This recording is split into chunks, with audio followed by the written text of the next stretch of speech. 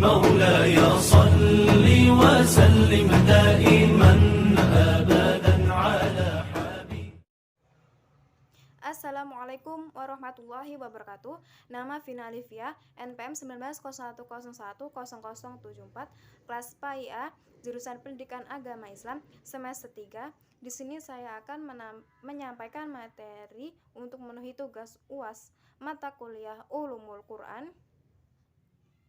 Materi yang pertama yaitu tentang macam-macam mukjizat, segi-segi kemukjizatan Al-Quran, yaitu mukjizat terbagi menjadi dua bagian pokok. Yang pertama yaitu mukjizat indrawi atau material, yaitu mukjizat yang bersifat material dan indrawi, yang artinya yaitu keluar biasaan. Mukjizat dapat dilihat langsung oleh masyarakat dan dapat diterima oleh akal manusia.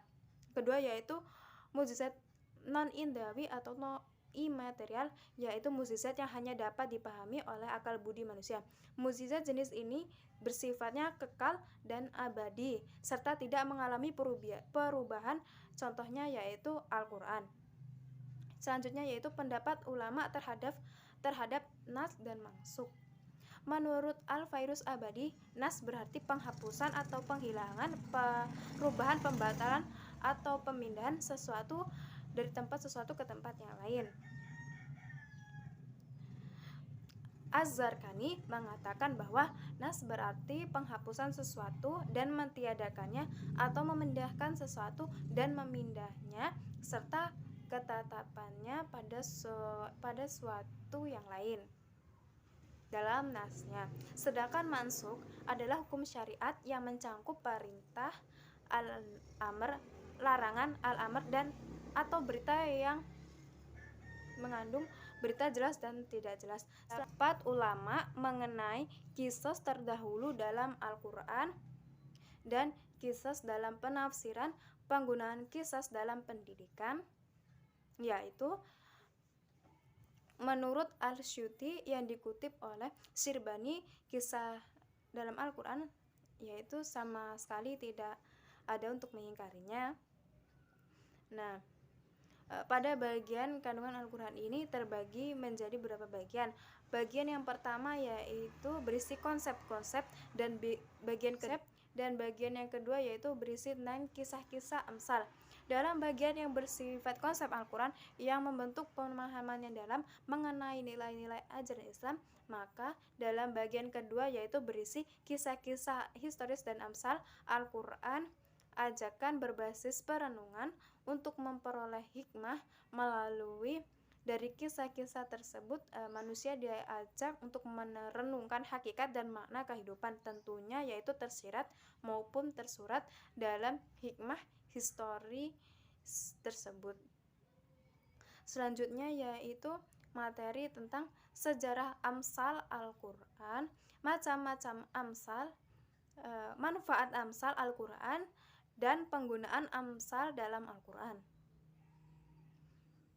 Manfaat amsal Al-Quran yaitu yang pertama yaitu pengungkapan pengertian yang abstrak dengan bentuk yang konkret yang ditangkap oleh indera manusia. Yang kedua yaitu dapat mengungkapkan kenyataan dan mengkonkretkan hal tersebut dalam menentukan makna indah dan menarik ungkapan dalam singkat yang padat. Kelima yaitu menghindari perbuatan tercela.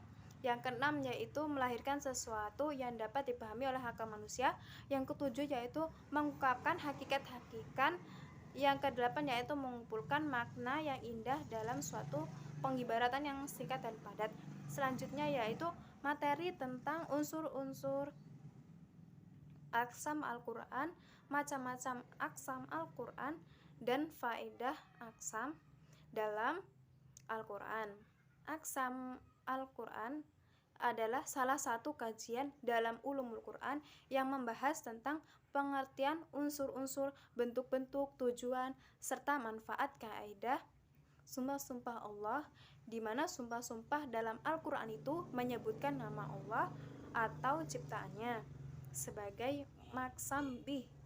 Selanjutnya yaitu materi tentang jadal Al-Quran, pembagian dan macam-macam jadal, metode jadal, dan peranan jadal Al-Quran dalam penafsiran. Yaitu yang pertama, jadal yang terpuji. Jadal ini merupakan suatu debat yang didasari niat ikhlas dan murni, cara-cara yang damai dalam mencapai suatu kebenaran. Yang kedua yaitu jadal yang tercela, yaitu setiap debat yang menonjolkan sebuah kebatilan atau mendukung kebatilan tersebut. Selanjutnya yaitu materi tentang peran Israel. Selanjutnya yaitu materi tentang peran Israiliyat tentang tafsir, penanganan Israiliyat, contoh-contoh Israiliyat, dan contoh-contoh Israiliyat. Israiliyat adalah sesuatu yang menyerap ke dalam tafsir dan hadis, yang mana periwayatannya saling berkaitan antara sumber Yahudi dan Nasrani, baik menyangkut agama maupun keberadaan Israiliyat dalam penafsiran Al-Quran. Nah, di dalamnya ini bercampur antara yang baik dan yang batil. Hendaknya hal tersebut dapat dihindari agar tidak membahayakan tentang penafsiran dalam Al-Quran yang lainnya. Oke, sekian yang dapat saya sampaikan. Kurang dan lebihnya saya mohon maaf, dan kepada Allah saya memohon ampun. Wassalamualaikum warahmatullahi wabarakatuh.